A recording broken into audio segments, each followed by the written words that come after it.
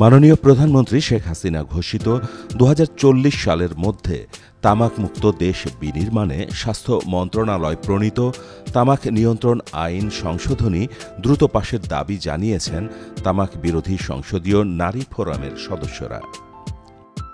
তামাক মুক্ত বাংলাদেশ অর্জনে বিদ্যমান তামাক নিয়ন্ত্রণ আইন সংশোধনে করণীয় শীর্ষক মতবিনিময় সভায় ফোরামভুক্ত নারী সংসদ সদস্যরা এ দাবি জানান। ওয়ালটন ফ্রিজ কিনে অনেকের মতো আপনিও হয়ে যেতে পারেন মিলেনিয়াল। সেরা পণ্যের সেরা offer. You continue, not a problem. But it's your children and grandchildren that we don't want to bring into this election. Engage with the health ministry, we will continue to do that.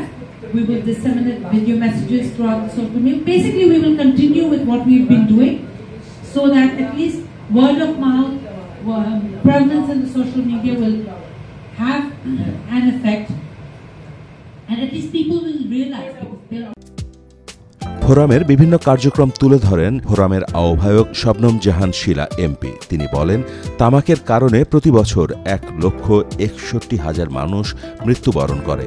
After my speech, a lot of parliamentarians and ministers came and told me, "Hey, why are you asking for all these laws on the cigarette?" I said, "It's not for you. It's for your children. It's for your grandchildren." Then they paused. Oh, okay.